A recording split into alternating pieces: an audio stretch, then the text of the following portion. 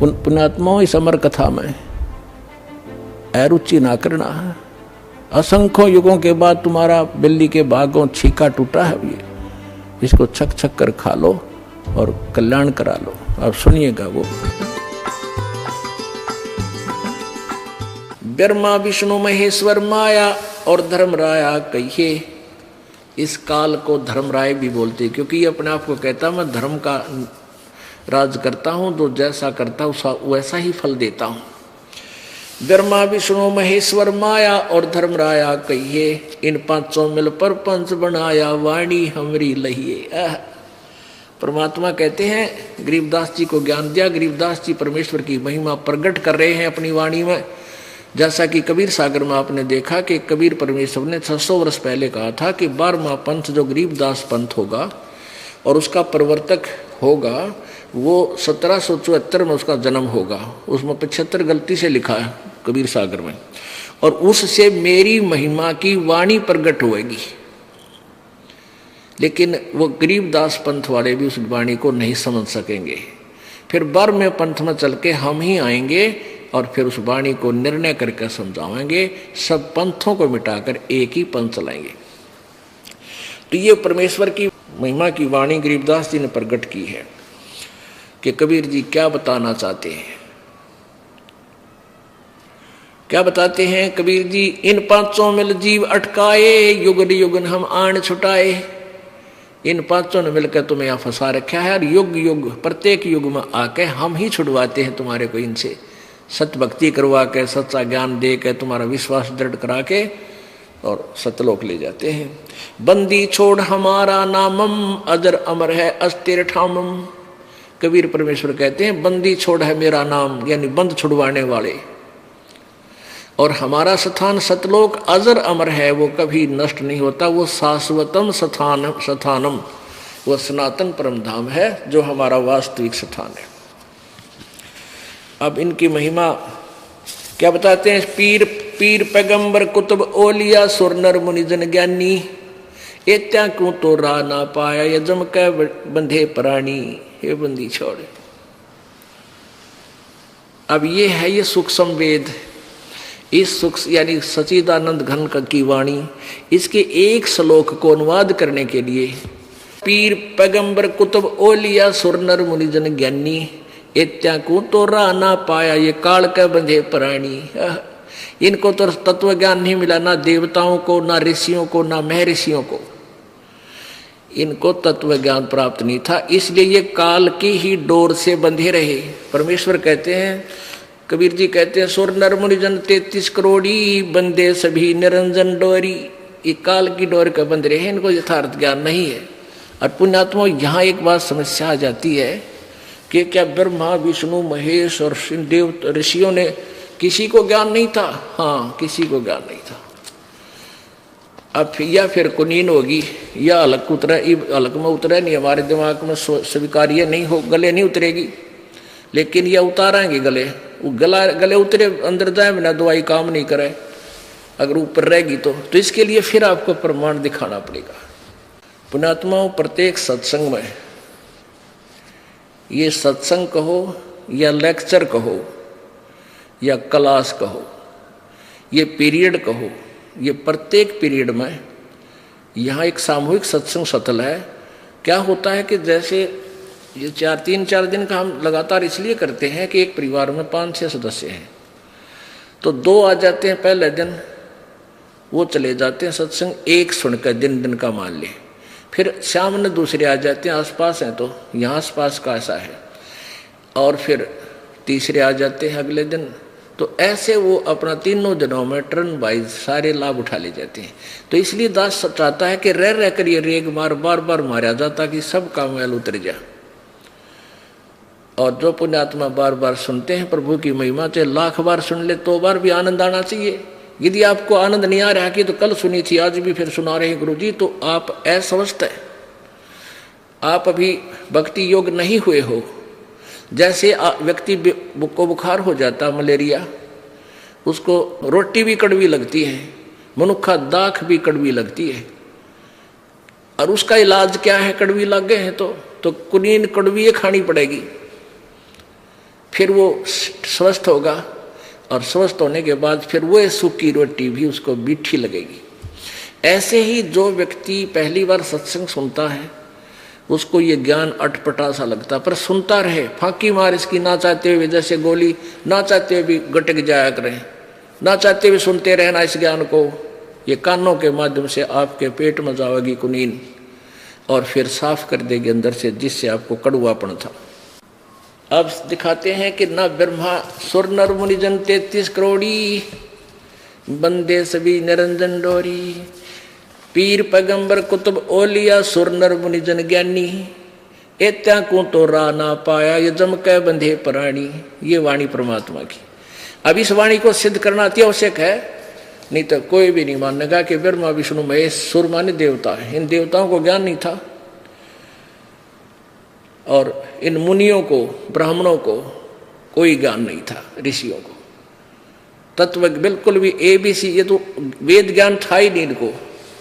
अब ये सिद्ध करेंगे अपने सदग्रंथ श्रीमद् देवी भागवत। देखिए तो पुण्यात्मा, इस जितनी बार भी आप सत्संग सुन रहे हो और आपको प्रत्येक जितनी बार भी रह कर जो बार बार रिपीट भी की जाती है तो भी अच्छी लगती है, तो आप स्वस्थ हो। जैसे सुबह रोटी खाई आपने और शाम में फिर आपकी रुचि रोटी भोजन में है तो आप स्वस्थ हो, यदि अरुचि है तो आप अस्वस्थ हो लिए वो कड़वी दवाई फिर खाओ। कहने का भाव ये है कि ये मान लिया आपको लगता है गुरु जी ने कल भी दिखाई थी, परसों भी दिखाई थी, ऐसा मन में आता है तो आप अभी अस्वस्थ है, पर फिर सुन इस कड़वी दवाई न खाता ही रहे, अरुचि से भी सुनता रहे, ये रोग ऐसे ही कट जाएगा। फिर आपको चाहे 100 बार सुननी पड़े, 100 बार अच्छी लगेगी। अब देखिएगा श्रीमद् देवी भागवत, गीता प्रेस गोरखपुर से प्रकाशित है।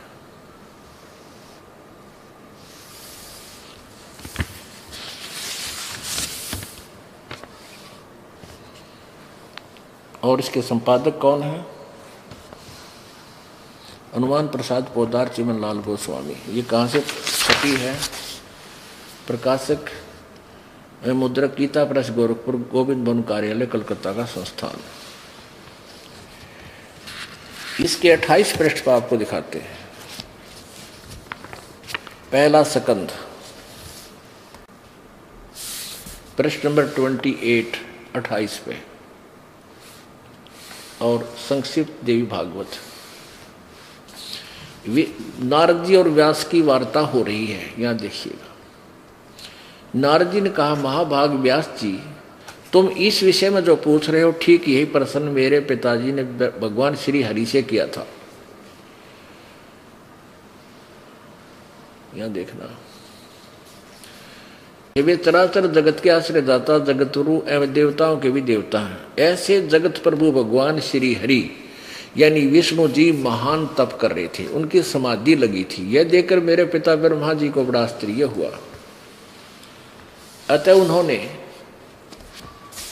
उन्होंने उनसे जानने की इच्छा प्रकट की। ब्रह्मा जी ने पूछा, प्रभु आप देवताओं के अध्यक्ष, जगत के स्वामी, भूत भविष्य एवं वर्तमान सभी जीवों के एकमात्र शासक हैं, भगवान फिर आप क्यों तपस्या कर रहे हैं और किस देवता यानी किस भगवान की आराधना में ध्यान मगन है?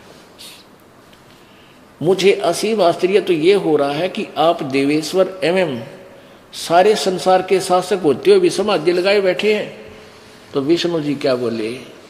ब्रह्मा जी के विनीत वचन सुनकर भगवान श्री हरि यानी विष्णु जी ने ये उत्तर दिया, ब्रह्मन सावधान होकर सुनो, मैं अपने मन का विचार व्यक्त करता हूँ। देवता, दानव, मानव सभी यही जानते हैं कि तुम सृष्टि करते हो, मैं पालन करता हूँ, और शंकर संहार किया करते हैं। किंतु फिर भी वेद के पारगामी विद्वान अपनी युक्ति से यह सिद्ध करते हैं कि रचने, पालने और संहार करने की यह योग्यता जो हमें मिली है उसकी अधिष्ठात्री शक्ति देवी है, दुर्गा है।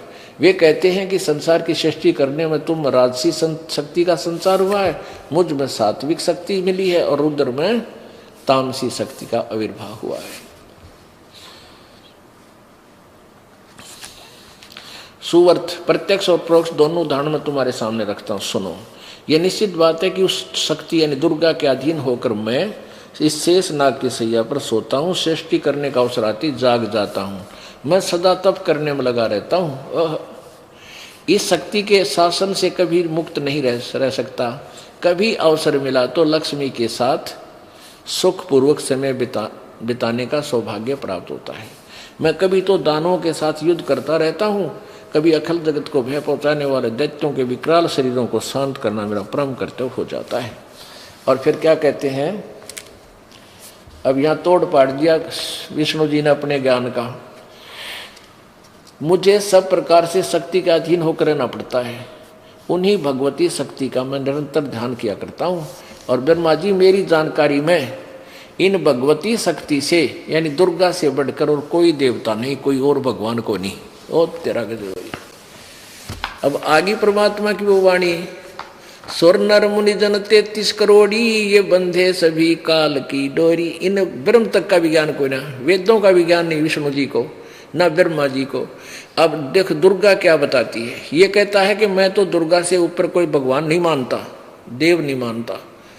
और देवी क्या कहती है कि ब्रह्म की पूजा करो, उसका ओम नाम है, सब बातें छोड़ दो।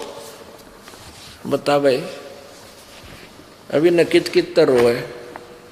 अब 562 पृष्ठ पे आपको दिखाते हैं श्री 7वां स्कंद संक्षिप्त देवी पुराण देवी भागवत 562। अब देवी बता रही है, हिमालय को ज्ञान उपदेश दे रही है, ब्रह्म स्वरूप का वर्णन। पहले दिए अपनी अटकल्ला है कि मेरा ऐसी भक्ति करो, फिर कहती वो ब्रह्म कैसा है वो बताती हूँ। श्री देवी जी कहने लगी है उस ब्रह्म का क्या स्वरूप है यह बतलाया जाता है, जो प्रकाश रूप सबके अत्यंत समीप में सचित हृदय रूप गुहा में सचित होने के कारण गुहाचर नाम से प्रसिद्ध और महान पद अर्थात परम प्राप्य है। वह समस्त प्रजा के ज्ञान से परे है, अर्थात किसी की बुद्धि में आने वाला नहीं है, ऐसा तुम जानो। जो परम प्रकाश रूप है, जो सूक्ष्म से भी अत्यंत सूक्ष्म है, जिसमें संपूर्ण लोक और उन लोकों में निवास करने वाले प्राणी सचित हैं, वही यह अक्षर ब्रह्म है। वही सबके प्राण है, वह सबकी वाणी है और वही सबके मन है। यह सब परम सत्य, ये परम सत्य और अमृत अविनाशी तत्व है। सौम्य उस वेदने योग्य लक्ष्य का तुम वेदन करो, मन लगाकर उसमें तन्मय हो जाओ।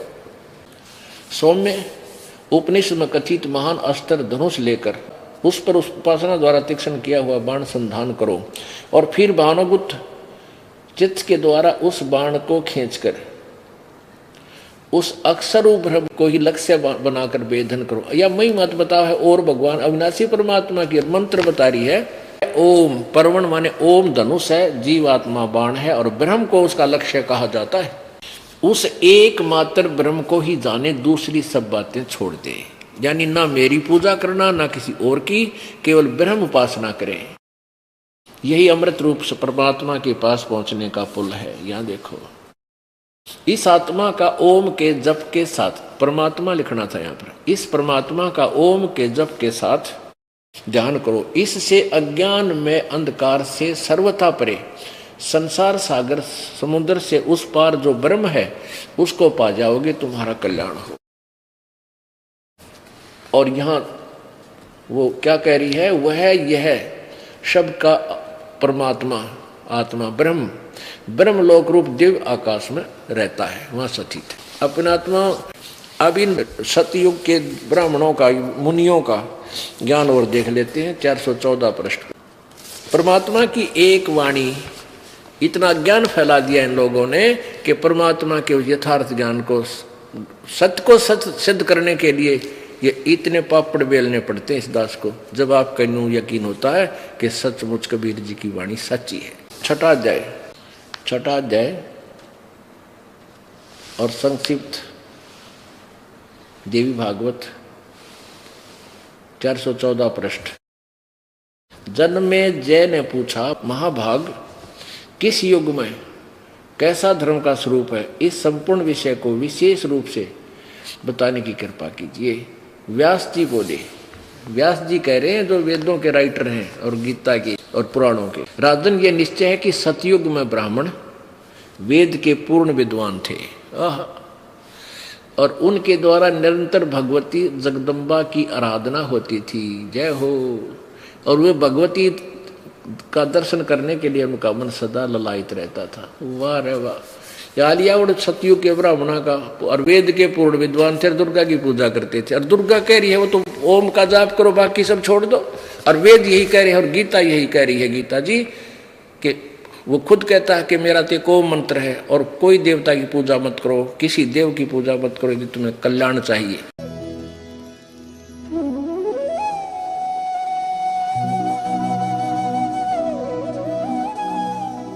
अगर आप ये वीडियो YouTube पर देख रहे हैं तो हमारे चैनल को सब्सक्राइब करें और बेल आइकन को दबाना ना भूलें। अगर आप Facebook पर ये वीडियो देख रहे हैं तो हमारे पेज को लाइक करें।